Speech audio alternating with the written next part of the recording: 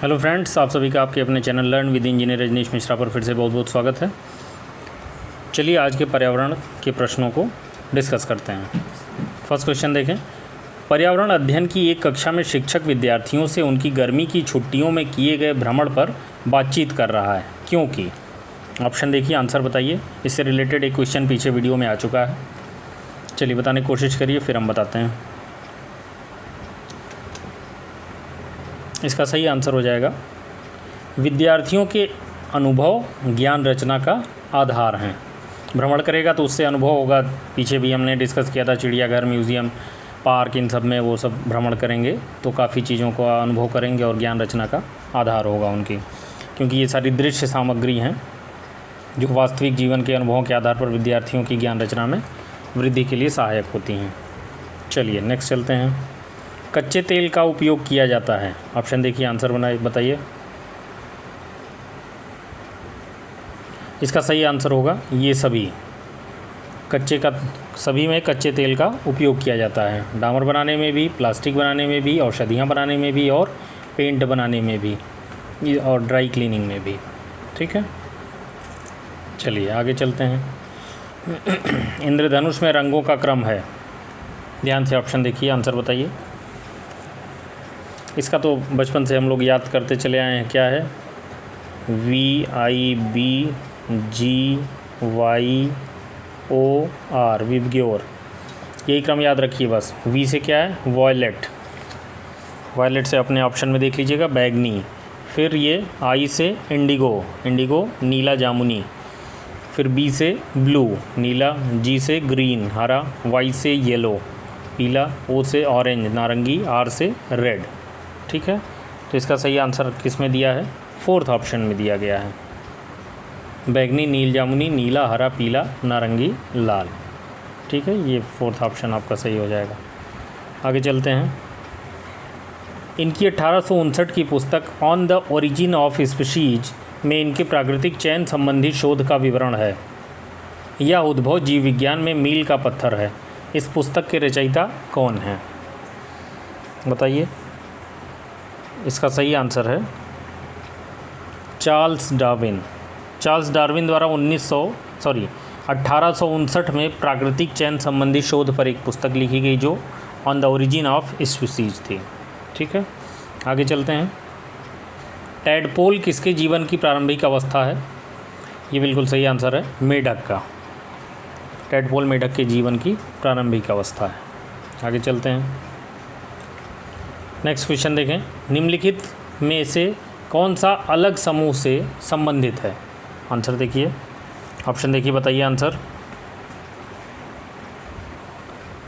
इसका सही आंसर हो जाएगा नीम। नीम का औषधियों के रूप में उपयोग होता है।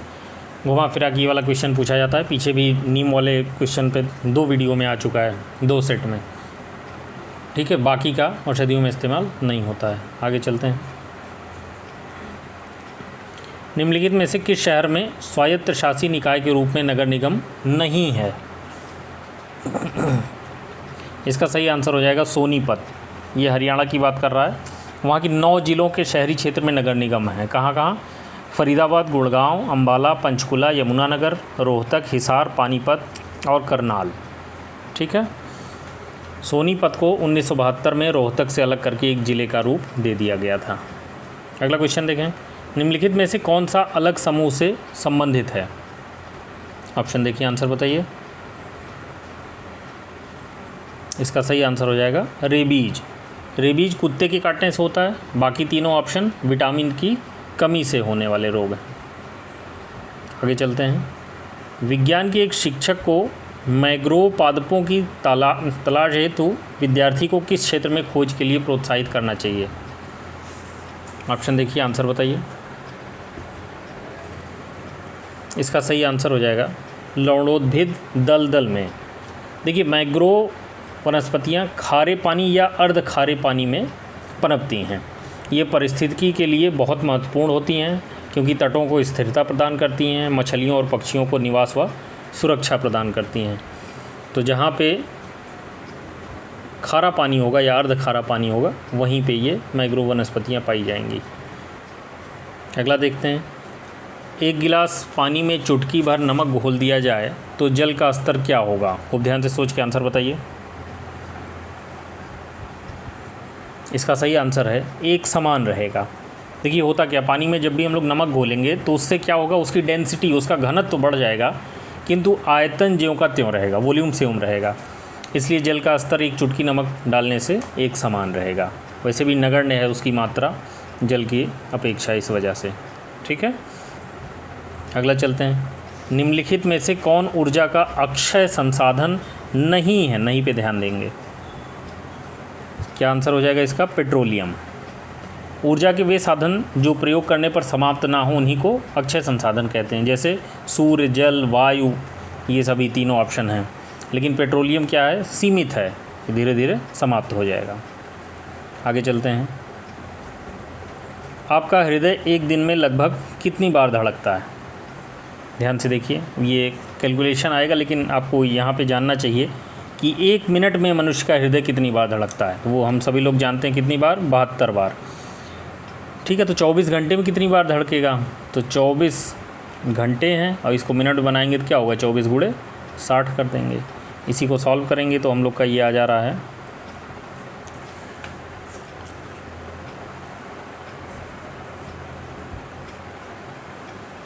ये आ रहा है 1,03,680।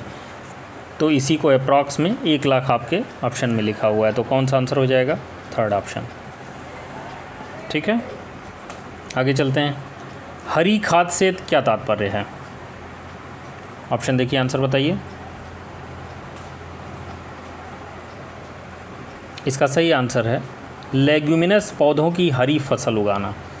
देखिए, अविच्छेदित हरे पादप अवशेषों या पौधों को मृदा की भौतिक दशा सुधारने हेतु मृदा में जोतना या दबाना हरी खाद देना कहलाता है। लेग्यूमिनस पौधे हरी खाद का एक मुख्य स्रोत हैं। ठीक है, आगे चलते हैं।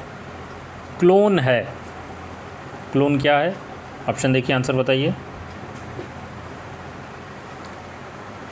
एकल जनक से प्राप्त पौधे, बिल्कुल सही है। कायिक रूप से उत्पादित पौधे, ये भी सही है। आनुवांशिक रूप से जनक पौधे के समान, ये भी सही। तो इसका आंसर हो जाएगा उपरोक्त सभी।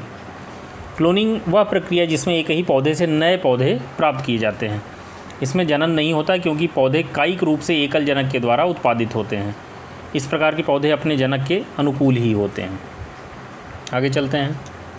बंद कमरे में यदि कोई 3-4 घंटे के लिए कोयले की अंगीठी का प्रयोग करता है तो इसका खतरनाक प्रभाव होगा क्या?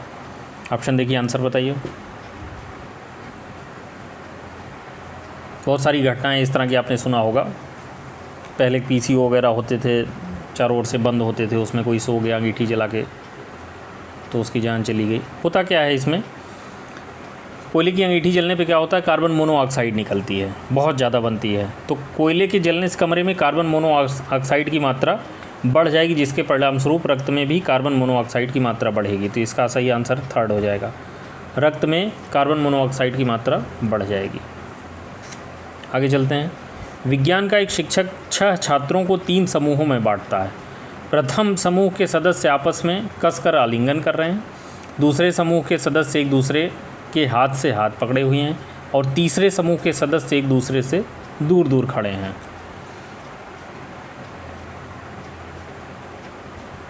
और शिक्षक क्या पढ़ाना चाह रहा है? शिक्षक क्या पढ़ाना चाह रहा है? फिर से देख लें क्वेश्चन। विज्ञान का एक शिक्षक 6 छात्रों को 3 समूहों में बांट रहा है। किसमें? पहले समूह में जो सदस्य हैं आपस में आलिंगन किए हुए हैं कस के, दूसरे समूह के सदस्य एक दूसरे का हाथ से हाथ पकड़े हुए हैं, तीसरे में एक दूसरे से दूर दूर खड़े हैं। समझ गए? अब ऑप्शन देखिए, आंसर बताइए। इसका सही आंसर हो जाएगा ठोस, द्रव, गैस की प्रकृति। देखिए, ठोस में क्या होता है, अणु जो है बिल्कुल पास पास होते हैं, इसलिए आपस में जो बच्चे आलिंगन किए थे वो क्या दिखा रहे हैं, ठोस दिखा रहे हैं। और उसके वाले में हाथ पकड़े थे तो इसमें दूर दूर होते हैं, तो वो क्या हो गया, द्रव हो गया। और लास्ट वाला ज़्यादा दूर दूर थे तो वो क्या हो गया, गैस हो गया। ठीक है, सही आंसर इसका फोर्थ हो जाएगा, ठोस, द्रव, गैस की प्रकृति। अगला चलें। यदि एक अध्यापक आलू, चावल, ब्रेड व शक्कर के उदाहरणों का सहारा लेता है तो वह क्या पढ़ाना चाह रहा है? आंसर बताइए। ये बिल्कुल सही आंसर हो जाएगा कार्बोहाइड्रेट का। हम सभी लोग जानते हैं आलू, चावल, ब्रेड और शक्कर में कार्बोहाइड्रेट होता है। कार्बोहाइड्रेट के ये अच्छे स्रोत होते हैं, इनसे ऊर्जा मिलती है हम लोग को। अगले चलते हैं। कुनैन नामक दवाई प्राप्त होती है किससे? कई बार ये क्वेश्चन रिपीट हुआ है, ध्यान से देखिए, आंसर बताइए। इसका सही आंसर हो जाएगा सिनकोना के पौधे से। सिनकोना नामक पौधे की छाल से ये दवाई प्राप्त की जाती है, कुनैन।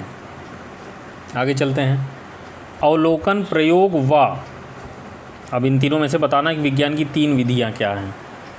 देखिए, अवलोकन, प्रयोग और उसके बाद उसका निगमन करना, ये विज्ञान की 3 विधियाँ हैं। तो इसका सही आंसर क्या हो जाएगा? निगमन। आगे चलते हैं। निम्नलिखित को सुमेलित करना है। आंसर देखिए, ऑप्शन देखिए खूब अच्छे से। इधर वाली चीज़ों को आपको इधर से मिलाना है, किसका कौन सा है, खूब ध्यान से देखिए, आंसर बताइए।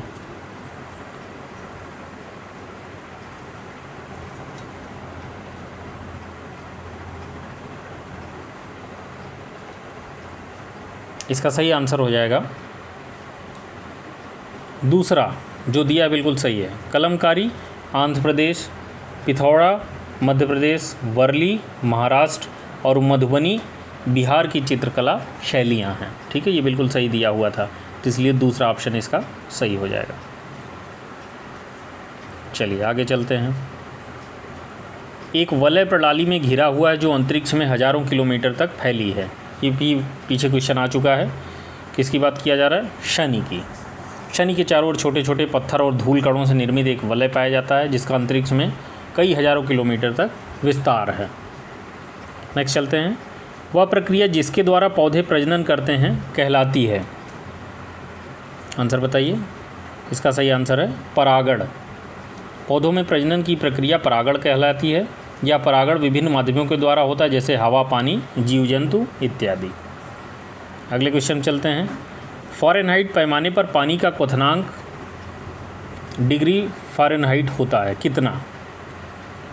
अच्छा क्वेश्चन है। देखिए 100 डिग्री सेल्सियस पानी का क्वथनांक होता है, ये तो हम लोग जानते हैं। अब वो क्या करवा रहा है?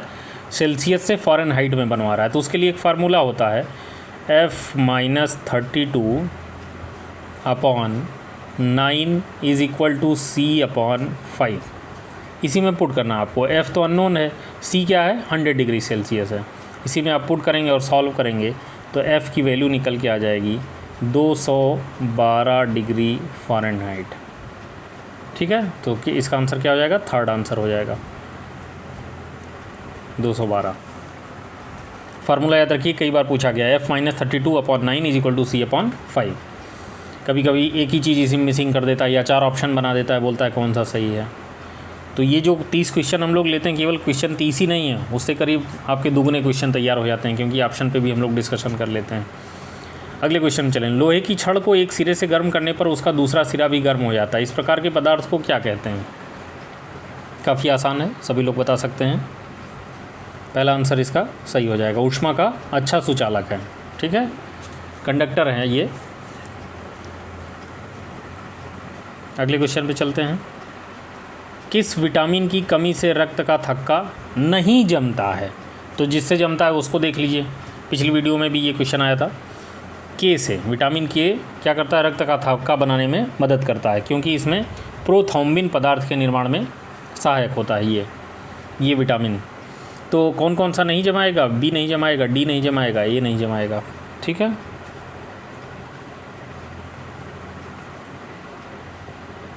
तो ये आंसर क्या, क्वेश्चन गलत कहा जाएगा। बोला गया कि इस विटामिन कमी से रक्त का थक्का नहीं जमता है, तो इसके तो 3 आंसर हो जाएंगे। तो इसलिए इसको क्वेश्चन में ऐसा होना चाहिए था, ये नहीं लिखा होना चाहिए था, सीधा सीधा होना चाहिए था किस विटामिन कमी से रक्त का थक्का जमता है। तो आंसर हो जाएगा विटामिन के। ठीक है, आगे चलते हैं। विलयन पाठ की प्रायोगिक व्याख्या है, तो विलेय के रूप में शिक्षक को कौन सा पदार्थ लेना चाहिए? ऑप्शन देखिए, आंसर बताइए। बिल्कुल सिंपल है, सोडियम क्लोराइड, पानी में नमक मिला देना। विलेन पार्ट की व्याख्या है तो विलेय के रूप में शिक्षक को सोडियम क्लोराइड लेना चाहिए, क्योंकि यह जल्दी घुल भी जाता है और विद्युत प्रवाहित करने के लिए आसानी से वियोजित हो जाता है। आगे चलते हैं। मनुष्य के हृदय में कितने कक्ष होते हैं? ये भी कई बार क्वेश्चन पूछा गया है। मनुष्य के हृदय में देखिए 4 कक्ष होते हैं, जिसमें 2 आलिंद और 2 निलय होते हैं, 2 ऑरिकिल और 2 वेंट्रिकल होते हैं। तो इसका सही आंसर क्या हो जाएगा? 4। आगे चलते हैं। दूध का पाश्चुरीकरण कैसे किया जाता है? पाश्चुराइजेशन कैसे किया जाता है? ऑप्शन देखिए, आंसर बताइए।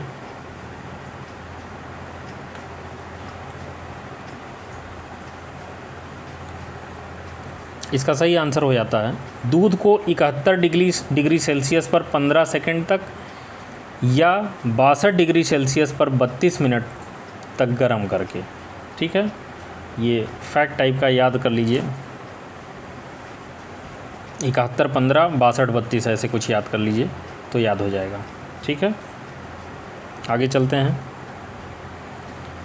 वस्तुएं जो मानवीय नेत्रों के लिए अदृश्यमान होती हैं आमतौर पर किसके द्वारा देखी जा सकती हैं? ऑप्शन देखिए, आंसर बताइए। इसका सही आंसर हो जाता है अल्ट्रावायलेट रेज द्वारा। जो वस्तुएं मानवीय नेत्रों के लिए अदृश्य होती हैं उन्हें अल्ट्रावायलेट प्रकाश या किरणों से आसानी से देखा जा सकता है। आगे चलते हैं।